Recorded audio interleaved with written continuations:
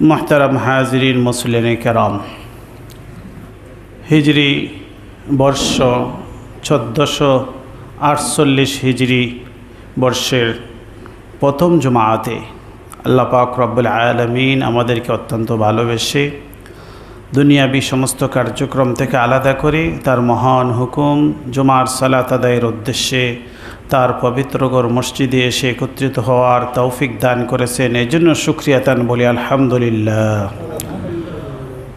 মুসলিম কেরাম, হিজরি বর্ষ নতুন বর্ষ শুরু হয়েছে।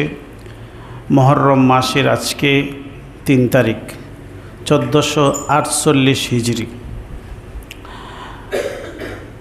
জুন মাসের আজকে 19 তারিখ 2026 ইংরেজি সন। আষাঢ় মাসের আজকে 5 তারিখ 1433 বঙ্গাব্দ। আজকের জমাতে আমরা আলোচনা করব হিজরি বর্ষের তাৎপর্য, হিজরি সনের তাৎপর্য, আশুরার গুরুত্ব ও ফজিলত সম্পর্কে। গুরুত্বপূর্ণ বিষয়, এ বিষয়ে আমরা আলোচনা করব আজকে। হিজরি বর্ষ সম্পর্কে প্রথমে আমরা একটি ধারণা নিয়ে নেব, এরপরে আমরা আশুরা সম্পর্কে আলোচনা করব। হিজরি বর্ষ রাসূলুল্লাহ সাল্লাল্লাহু আলাইহি ওয়াসাল্লামের হিজরতকে স্মরণীয় করে এই হিজরি বর্ষটি চালু করা হয় হযরত উমরে ফারুক রাদিয়াল্লাহু তাআলা আনহুর খেলাফতের আমলে। এরপর থেকে মুসলিম জাহানে এই সনটি, এই পঞ্জিকাটি, হিজরি পঞ্জিকাটি মুসলমানরা যুগ যুগ ধরে পালন করে আসছেন। মুসলমানদের যাবতীয় ইবাদত বন্দেগী সব কিছুই এই হিজরি বর্ষের সাথে সম্পর্কিত। আমাদের ঈদ, আমাদের রোজা এবং আমাদের অন্যান্য ইবাদত, হজ, এগুলা এই হিজরি বর্ষের সাথে সম্পর্ক। আরবি চন্দ্র মাসের সাথে আমাদের ইবাদত বন্দেগীর সম্পর্ক। এ হিসাবে হিজরি বর্ষটি আমাদের মুসলমানদের জন্য গুরুত্বপূর্ণ। যদিও আমরা অন্যান্য পঞ্জিকা এগুলোও আমরা অনুসরণ করি, যেমন ঈসাই পঞ্জিকা, যেটা খ্রিস্টাব্দ পঞ্জিকা হিসেবে, খ্রিস্টীয় পঞ্জিকা, এবং বাংলা পঞ্জিকা, সেটাও আমরা অনুসরণ করি। কিন্তু আমাদের দৈনন্দিন জীবনের যে ইবাদত বন্দেগী, এগুলার সম্পর্ক হচ্ছে চন্দ্র মাসের সাথে। চন্দ্র মাস হচ্ছে হিজরি বর্ষ। এই হিজরি বর্ষটা রাসূলুল্লাহ সাল্লাল্লাহু আলাইহি ওয়াসাল্লামের হিজরতের সাথে এর সম্পর্ক রয়েছে। এই হিজরি পঞ্জিকা চালু হওয়ার আগে মুসলমানদের জন্য একক কোনো ক্যালেন্ডার ছিল না, কিন্তু অন্যান্য জাতি গোষ্ঠীর মধ্যে বিভিন্ন পঞ্জিকা চালু ছিল। যেমন অন্যান্য জাতির জন্য রোমান পঞ্জিকা ছিল, আরও বিভিন্ন পঞ্জিকা ছিল। কিন্তু আরব সমাজের মধ্যে পঞ্জিকা বলতে, সন তারিখের বলতে বিভিন্ন গোত্র জাতির মধ্যে বিভিন্ন ধরনের হিসাব ছিল। তারা অতীতকালের বিভিন্ন ঘটনাকে কেন্দ্র করে তারা তাদের হিসাবগুলা করত। সেই হিসাবে আরব সমাজের মধ্যে এবং মুসলিম সমাজের মধ্যে একক কোনো ক্যালেন্ডার ছিল না। এটা এইভাবে চলে আসছিল।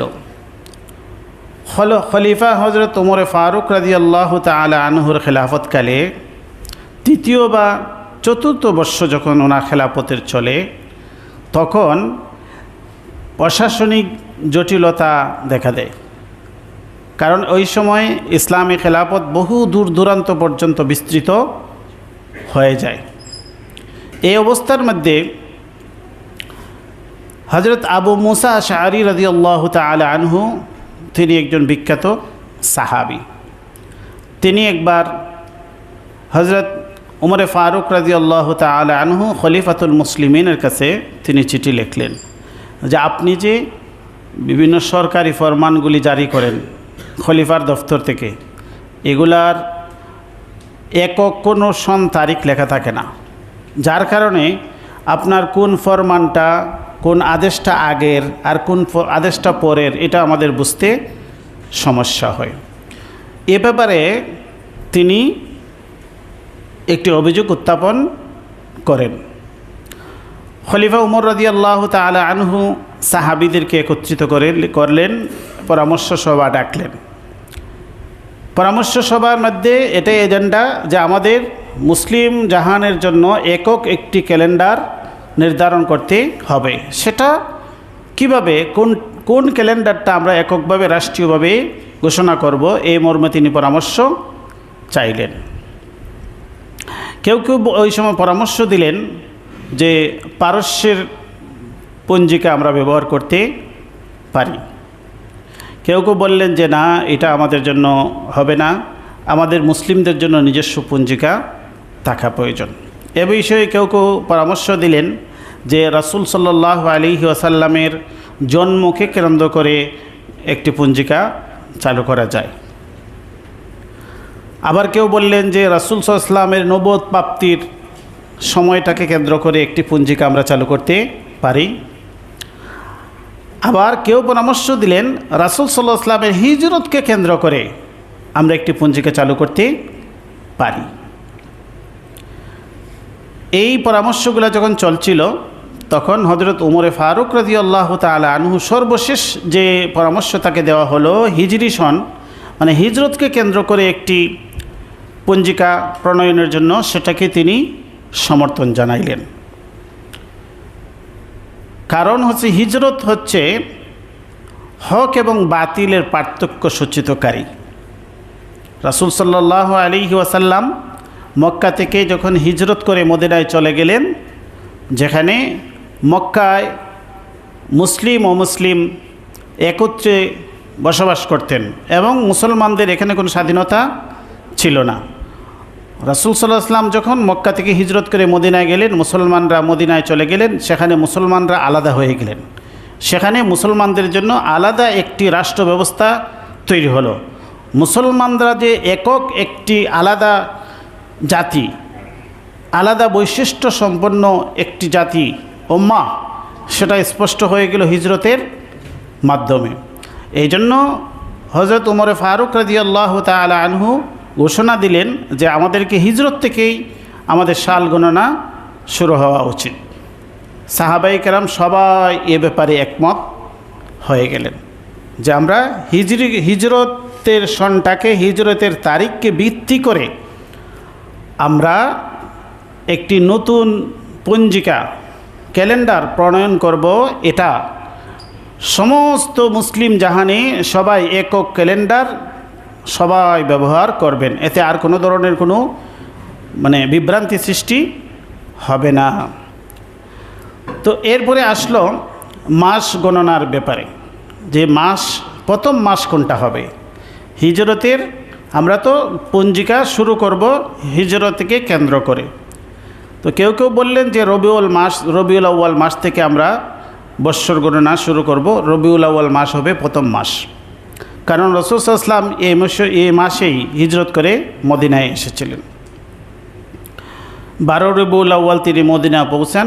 কেউ কেউ রমজান মাস থেকে বৎসর শুরু করার পরামর্শ দেন, কারণ রমজান মাসে আল্লাহ কোরআন নাজিল করেছেন। তাহলে এখানেও বৎসরের প্রথম মাস কোনটা হবে? কেউ বললেন রবিউল আউয়াল মাস হবে, আর কেউ পরামর্শ দিলেন যে কি হবে, রমজান মাস হবে। আবার সর্বশেষ কেউ কেউ বললেন মুহররম মাস থেকে শুরু হবে। কারণ হচ্ছে এই মুহররম মাস থেকে শুরু হবে, কারণ হচ্ছে মুহররম মাসটা হচ্ছে হারাম মাস। এটা অত্যন্ত সম্মানিত একটি মাস। আর হজ মানুষ শেষ করে জিলহজ মাসে হজ শেষ করে মানুষ বাড়িতে চলে যায়। এরপরে মানুষ পরবর্তী যে মাস পায় সেটা হচ্ছে মুহররম মাস। অতএব হজ শেষ হয়ে গেল, সব মানুষ একদম ফ্রেশ হয়ে বাড়িতে চলে গেল, এরপরে একটি তার নতুন বর্ষ শুরু হলো, সেটা হচ্ছে মুহররম মাস। এই মুহররম মাসকেই প্রথম মাস আখ্যা দিয়ে হিজরি মানে পঞ্জিকা প্রণয়ন এবং প্রচলন শুরু হলো রাষ্ট্রীয় ফরমানের মাধ্যমে। সারা মুসলিম জাহানের সমস্ত গভর্নরদের কাছে খলিফাতুল মুসলিমিনের চিঠি পেশ করা হলো যে এখন থেকে রাষ্ট্রীয় সমস্ত কার্যক্রম হিজরি তারিখ হিসাবে, হিজরি মাস, হিজরি তারিখের হিসাবে রাষ্ট্রীয় সমস্ত কার্যক্রম পরিচালিত হবে। তাহলে আমরা বুঝতে পারলাম যে হিজরি সনটা মুসলিম জাহানের মধ্যে যে প্রচলন শুরু হয়েছে সেটা হযরত উমরে ফারুক রাদিয়াল্লাহু তাআলা আনহুর জামানা থেকে, এবং ওনার ফরমানেই সমস্ত মুসলিম জাহান এই হিজরি বৎসর গণনা শুরু করেছেন। এরপরে আরও মুসলমানদের যে সাম্রাজ্য, মুসলমানদের শাসন বিশ্বের বিভিন্ন প্রান্তে ছড়িয়ে পড়েছে। যেখানেই মুসলমানরা গিয়েছেন, যেখানেই মুসলমানরা রাষ্ট্র শাসন করেছেন, রাজ্য শাসন করেছেন, সব জায়গার মধ্যেই মুসলমানরা এই হিজরি বর্ষকে কেন্দ্র করেই তাদের রাষ্ট্রীয় কার্যক্রম পরিচালনা করেছেন। আমাদের ভারতীয় উপমহাদেশ, ভারত, বাংলাদেশ, পাকিস্তান একসময় একই ভূখণ্ড ছিল। সেখানে মুসলমানরা প্রায় 1000 বৎসর মুসলমানরা এই বিশাল ভূখণ্ডটি শাসন করেছেন। যখন মুসলমানরা এই ভূখণ্ড শাসন করেছেন তখন তাদের রাষ্ট্রীয় যাবতীয় কার্যক্রম হিজরি ক্যালেন্ডার অনুযায়ী পরিচালিত হয়েছে। পরবর্তীতে সম্রাট আকবরের সময়ে এসে সম্রাট আকবর যখন ক্ষমতায় আসলেন তখন একটি জটিলতা দেখা দিল। জটিলতা হচ্ছে আমাদের দেশ কৃষি প্রধান দেশ। এই কৃষি প্রধান দেশের মানুষের যে রাষ্ট্রীয় খাজনা প্রদান করেন, সেটা খাজনা দেওয়াটা ফসলের সাথে সম্পর্ক। লোকজন যখন ফসল ওঠায় তখন রাষ্ট্রীয় খাজনা দেয়। কিন্তু হিজরি বর্ষ যেহেতু আরবি চন্দ্রের সাথে, আরবি মাস, এটা যেহেতু চাঁদের সাথে এর সম্পর্ক এই বৎসরটা, এই কারণে হিজরি সনের মাসগুলি মৌসুমের সাথে মিল থাকে না। এই জন্য এই জটিলতাটা যখন দেখা দিল তখন বিভিন্ন রাজ্য থেকে যারা খাজনা আদায় করেন তারা একের পর এক অভিযোগ পেশ করতে লাগলেন যে মানুষ ফসল ওঠায় বৈশাখ মাসে, এখন যদি চৈত্র মাসে গিয়া খাজনা চাওয়া হয় তাহলে দিতে পারবো, বা অন্য মাসে হলে দিতে পারবো, তার কাছে তো তখন সে ফসল ওঠায় না, আপনাকে খাজনা দিব কীভাবে? এই যখন জটিলতা দেখা দিল তখন বাদশাহ মানে আকবর, তখন তিনি তার দরবারের একজন বিজ্ঞানী ছিলেন, তার পরামর্শদাতা আমির ফতুল্লাহ সিরাজি, তাকে তিনি দায়িত্ব দিলেন যে হিজরি বর্ষটাকে সৌরবর্ষে রূপান্তর করা হোক। যে হিজরি বর্ষ আমাদের দেশে প্রচলিত আছে সেটা তো চাঁদের সাথে সম্পর্ক, চন্দ্রবর্ষ, এটাকে সৌরবর্ষে রূপান্তর করা হোক। এই মর্মে যখন আমির ফতুল্লাহ সিরাজিকে এই দায়িত্ব দেওয়া হলো, তিনি তার পরিষদ নিয়ে, গবেষকদের নিয়ে তিনি এই চন্দ্রবর্ষটাকে সৌরবর্ষে রূপান্তর করলেন। এটাই পরবর্তীতে আকবরী সন, ফসলি সন, বাংলা সন হয়েছে। মূলত ছিল হিজরি সন। এই হিজরি সনটাকেই তার আগে ছিল চন্দ্রের সাথে সম্পর্ক, এটাকে নিয়ে আসা হলো সূর্যের সাথে সম্পর্ক। তো সৌরবর্ষ যখন রূপান্তরিত হলো তখন এই হিজরি সনটাই নাম পরিবর্তন হয়ে গেল ফসলি সন। অর্থাৎ এটা ফসলের মৌসুমের সাথে মিল রেখে এই বর্ষটা তৈরি করা হলো। এই বৎসরের প্রথম ধরা হলো বৈশাখ মাস, যেহেতু বৈশাখ মাসে জনগণ ফসল কাটেন, তো এই ফসলের সাথে এর সম্পর্ক হয়ে গেল। অতএব হিজরি সনেরই দুইটি ভার্সন হয়ে গেল, একটা হচ্ছে চন্দ্র ভার্সন আগের যেটা প্রাচীন, আর নতুন ভার্সন, নিউ ভার্সন যেটা, এটা হচ্ছে ফসলি সন, সৌর সন হয়ে গেল। এটাই হচ্ছে ওই আকবর যে পরিবর্তন করেছিলেন, এই পরিবর্তিত রূপটাই হচ্ছে বাংলা সন। এখন বর্তমানে যায় বাংলা 1433 বঙ্গাব্দ, 1433 বঙ্গাব্দ, আর হিজরি হচ্ছে 1448 হিজরি। তাহলে 33 এবং 48, এখানে আমি 14-15 বছরের যে একটা ব্যবধান, সেটা ওই সময় থেকে ধীরে ধীরে ব্যবধান হয়ে আসছে। কারণ হচ্ছে সৌরবর্ষ 365 দিনে হয়, সৌরবর্ষ কত দিনে হয়? 365 দিনে। আর চন্দ্রবর্ষ হয় 354 দিনে, 353 বা 54 দিনে হয়। কারণ এখানে 10-11 দিনের ব্যবধান প্রতি বৎসরে হয়ে যায়, 10-11 বৎসরের ব্যবধান হয়ে যায়। এই যে সম্রাট আকবরের সময় থেকে ধরে এই পর্যন্ত যে কয়েকটি শতাব্দী চলে গেছে, এই শতাব্দীতে ব্যবধানের কারণে বর্তমানে 14 থেকে 15 বৎসরের ব্যবধান ঘটেছে। তাহলে আমরা এই যে হিজরি সনের যে ইতিহাসটা আমরা জানলাম, এখান থেকে আমরা বুঝতে পারলাম যে হিজরি সন মুসলমানদের সেই আদিকাল থেকে 1500 বৎসর আগে থেকেই হিজরি সন মুসলমানদের মাঝে চলে আসছে। এখনও আমরা হিজরি সনের এই হিসাবটা করি, কারণ আমাদের রমজান, আমাদের হজ, আমাদের ঈদ, এগুলা সব চন্দ্র মাসের সাথে সম্পর্কিত। আবার আমরা যেহেতু এই দেশটা যেহেতু আমাদের কৃষি প্রধান দেশ, এই জন্য কৃষকের ফসলের হিসাবের জন্য আমরা বাংলা সনটা হিসাব করি। ফসলি সন যেটা বৈশাখ জ্যৈষ্ঠ আষাঢ়, এটা আমরা হিসাব করি। এটা ফসলের সাথে, এটা মৌসুমের সাথে এর সম্পর্ক রয়েছে। অতএব দুটোটা সন আমাদেরই সন।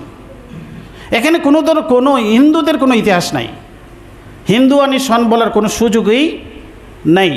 হিজরি সনটা যেমন মুসলমানদের সন, বাংলা সনটাও মুসলমানদের সন। দুটোই আমাদের প্রয়োজনীয়। আমাদের দ্বীনি কার্যক্রমের জন্য আমাদের চন্দ্রবর্ষ সম্পর্ক, চন্দ্রবর্ষের সব প্রয়োজন আছে। আর আমাদের ফসলের জন্য, মৌসুমের জন্য আমাদের বাংলা সন বা ফসলি সন, আকবরী সন যাই বলেন। এটার অনেকগুলো নাম আছে। এটাকে পুঞ্জিকা সিরাজিয়াও বলা হয়, কারণ আমির ফতুল্লাহ সিরাজি এটা প্রণয়ন করেছিলেন, এই জন্য এটা সিরাজিয়াও বলা হয়, বাংলাও বলা হয়। আবার এটাকে ফসলি সনও বলা হয়, এটাকে আকবরী সনও বলা হয়। হিজরি বৎসরের একটি দ্বিতীয় ভার্সন। অতএব আমরা এটা জানলাম। এখন আমরা আশুরা সম্পর্কে সংক্ষিপ্ত কথা বলব। আশুরা আশারা থেকে এসেছে। আশারা মানে 10, আশুরা মানে দশম দিন, ইয়াউমে আশুরা। মুহররম মাসের 10ম দিনকে আশুরা বলা হয়। আশারা মানে 10, আর আশুরা মানে 10ম দিন। মুহররম মাসের 10 তারিখ হচ্ছে কি? আশুরা। এখন আশুরার যে ইতিহাস, সেটা আমরা যদি হাদিস থেকে জানতে চাই, তাহলে অনেক প্রাচীন থেকে আমাদের আসতে হবে। আর আশুরার আরেকটি গুরুত্বপূর্ণ ইতিহাস হচ্ছে কারবালার ইতিহাস। কারবালার মর্মান্তিক ইতিহাস, যা ঘটছিল কারবালার প্রান্তরে। আমাদের ইমাম হুসাইন রাদিয়াল্লাহু তাআলা আনহু তার সঙ্গী সাথী সহ, যে 72 জন সঙ্গী সাথী সহ তারা যে শাহাদত বরণ করেছিলেন, সে ঘটনা ঘটছে এই আশুরার দিনে, মুহররমের 10 তারিখে। এটা আমাদের জন্য অত্যন্ত তাৎপর্যপূর্ণ একটি দিবস। আবার এই দিবসে অতীতকালে অনেক ঘটনাও ঘটেছে। এর মধ্যে একটি ঘটনা যা আমরা হাদিস থেকে পাই, যে রাসূল সাল্লাল্লাহু আলাইহি ওয়াসাল্লাম যখন তিনি মদিনায় গেলেন, এই হাদিসের ঘটনাটা আগে জেনে নেই, এরপরে আমরা কারবালা সম্পর্কে আসি। আন্না রাসূলুল্লাহ সাল্লাল্লাহু আলাইহি ওয়াসাল্লাম কাদিমাল মাদিনা ফাওয়াজাদাল ইয়াহুদ সিয়ামান ইয়াউমা আশুরা। ইহুদিদেরকে পাইলেন তারা আশুরার দিনে রোজা রাখে। ফাকালা লাহুম রাসূলুল্লাহ সাল্লাল্লাহু আলাইহি ওয়াসাল্লাম মা হাযাল ইয়াউম আল্লাযী তাসুমুনাহু। আজকে এমন একটা কী দিন যে দিনে তোমরা রোজা রাখো? ফাকালু, ইহুদিরা বলল, হাযা ইয়াউমুন আযীমুন আনজাল্লাহু ফীহি মূসা ওয়া কওমাহু ওয়া গাররাকা ফিরআউনা ওয়া কওমাহু। তারা বলল, এই দিনটি অত্যন্ত গুরুত্বপূর্ণ একটি দিন, কারণ এই দিনে আল্লাহ পাক রব্বুল আলামিন হযরত মূসা আলাইহিস সালাতু ওয়াস সালাম এবং তার উম্মতদেরকে এই দিনে মুক্তিদান করেছিলেন ফেরাউনের কবল থেকে। আর ওয়াগাররাকা ফিরআউন ওয়া কওমাহু, আর সেই দিন আল্লাহ পাক রব্বুল আলামিন ফেরাউন এবং তার সাঙ্গবাঙ্গদেরকে, তার গোষ্ঠীদেরকে নিমজ্জিত করেছিলেন পানির মধ্যে। এই জন্য আমরা শুকরিয়া তান এই দিনটাতে আমরা কি রাখি? রোজা রাখি। ইহুদিরা বলল, এই ইতিহাস তারা জানাই দিল। ফাসামাহু মুসা, শুকরান, যেহেতু মুসা আলাইহিস সালাম ওই দিনটাকে শুকরিয়া তান রোজা রাখতেন, এই জন্য আমরাও রোজা, কারণ তারা তো নিজেদেরকে মুসা আলাইহিস সালামের অনুসারী দাবি করে। ফাকাল রাসূলুল্লাহ সাল্লাল্লাহু আলাইহি ওয়াসাল্লাম ফানাহনু আহাক্কু ওয়া আউলা বিমুসা মিনকুম। রাসূল সাল্লাল্লাহু আলাইহি ওয়াসাল্লাম বললেন যে তোমরা যদি মুসা আলাইহিস সালামের অনুসরণ করতে গিয়ে এই দিনে রোজা রাখো, তাহলে তো আমরা মুসা আলাইহিস সালামের অনুসরণ ক্ষেত্রে আমরা তো আরও বেশি দাবিদার, আহাক। কারণ আমরা তো মুসা আলাইহিস সালামের যে খালিস তাওহীদের শিক্ষা, এটার উপর আমরা প্রতিষ্ঠিত। কিন্তু তোমরা তো যদিও দাবি করো মুসা আলাইহিস সালামের অনুসারী, কিন্তু তোমরা তো মুসা আলাইহিস সালামের পথ থেকে বিচ্যুত। অতএব মুসা হযরত রাসূল করিম সাল্লাল্লাহু আলাইহি সাল্লাম তিনিও পরবর্তীতে তিনিও রোজা রাখলেন এবং অন্যান্যদেরকে রোজা রাখার নির্দেশ দিলেন। তাহলে বোঝা গেল যে মানে আশুরার দিনে যে রোজা রাখার বিষয়টা হাদিস দ্বারা প্রমাণিত। অন্য হাদিসের মাঝে রাসূল সাল্লাল্লাহু আলাইহি ওয়াসাল্লাম বলছেন যে তোমরা এই রোজার সাথে আরেকটা রোজা বাড়িয়ে রাখতে পারো, 9 তারিখ অথবা 9 তারিখ 10 তারিখ 10 তারিখ 11 তারিখ আমরা একটা রোজা বাড়িয়ে রাখতে পারি, এটা রাসূল সাল্লাল্লাহু আলাইহি ওয়াসাল্লামের নির্দেশনা আছে। অতএব একটা যদি রাখেন তাও আপনার আদায় হবে, আশুরার দিনে 2টা রাখলেও আপনার উত্তম হবে। আর যদি কেউ নাও রাখে তাও কোনো সমস্যা নেই, এটা যেহেতু একটা নফল রোজা। আমরা আসি এখন রাসূল সাল্লাল্লাহু আলাইহি ওয়াসাল্লামের পরবর্তী ইতিহাস, সেটা হচ্ছে কারবালার ইতিহাস। এই কারবালার যে ঘটনাটা ঘটেছিল সেটাও আশুরার দিবসে, অর্থাৎ মুহররমের 10 তারিখে। তো মুহররমের 10 তারিখে ইমাম হুসাইন রাদিয়াল্লাহু তাআলা আনহু যে তিনি যে মানে হকের উপর ছিলেন, তিনি ন্যায়ের উপর ছিলেন, তিনি ইনসাফের পক্ষে ছিলেন, সেটার উপর তিনি অটল ছিলেন, অবিচল ছিলেন। এবং তিনি জীবনের শেষ মুহূর্ত পর্যন্ত ইমাম হুসাইন রাদিয়াল্লাহু তাআলা আনহু রক্তপাত এড়ানোর চেষ্টা করেছেন। তিনি চান নাই যে কারবালার প্রান্তে রক্তাক্ত হোক, রক্ত রঞ্জিত হোক, সেটা ইমাম হুসাইন চাননি। এই জন্য তিনি তাদের কাছে প্রস্তাব দিয়েছিলেন, 3টি প্রস্তাব দিয়েছিলেন, ইতিহাসে রয়েছে। কারণ সেখানকার মানুষ, ইরাকের মানুষ, কুফার মানুষ ইমাম হুসাইন রাদিয়াল্লাহু তাআলা আনহুকে দাওয়াত দিয়ে নিয়েছিল। তারা ওনার কাছে চিঠি লিখেছিল যে আমরা আপনার জন্য অপেক্ষমান, আমরা আপনার কাছে বয়াত হতে চাই, আমরা আপনার সাক্ষাৎ চাই। সেই আমন্ত্রণে তিনি এসেছিলেন। এসে যখন তিনি দেখলেন যে এখানে বিশাল গভীর একটি ষড়যন্ত্র, তারা ইমাম হুসাইনকে রক্তপাত করতে চায়, হত্যা করতে চায়, তখন তিনি বললেন যে আমি 3টা প্রস্তাব দিই। 1 নম্বর হচ্ছে আমি সরাসরি দামেস্কে ইয়াজিদের সাথে সাক্ষাৎ করতে চাই, তার সাথে আমি কথা বলবো, এখানে আমি রক্তপাত করতে চাই না, যুদ্ধ করতে চাই না। দ্বিতীয়ত তিনি বললেন যে তাহলে ঠিক, আর যদি আমাকে সামনে না যেতে দাও, ইয়াজিদের সাথে সাক্ষাৎ করতে না দাও, তাহলে আমাকে মদিনায় ফিরে যাওয়ার সুযোগ দাও, আমি যেখান থেকে চলে আসছিলাম সেখানে চলে যাই, এখানে রক্তপাতের করার প্রয়োজন নাই। সেটাও যদি তোমরা না মানো তাহলে আমাকে 3য় কোনো দেশে চলে যাওয়ার সুযোগ দাও। তারা কোনোটাই মানেনি। এখানে ইমাম হুসাইন রাদিয়াল্লাহু তাআলা আনহুকে মুহাসারা করলো, অবরুদ্ধ করে রাখলো, পানি বন্ধ করে দিল, তারপরে ওনাকে যুদ্ধ করতে বাধ্য করলো। সেখানেই শাহাদতের গোটা সংগঠিত হলো। যদিও এই ঘটনা ঘটেছে, ইমাম হুসাইন রাদিয়াল্লাহু তাআলা এখানে শাহাদত বরণ করেছেন, কিন্তু যুগ যুগ ধরে কিয়ামত পর্যন্ত সত্যের উপর যারা প্রতিষ্ঠিত থাকতে চান, ন্যায় এবং ইনসাফের উপর যারা থাকতে চান, তাদের জন্য এখান থেকে শিক্ষা। আল্লাহ পাক রব্বুল আলামিন আমাদেরকে আমলের তৌফিক দান করুন। ওয়া আখিরু দাওয়ানা আলহামদুলিল্লাহি রব্বিল আলামিন। মুসল্লিন কিরাম আমরা যারা সুন্নাত পড়েন সুন্নাত পড়েন।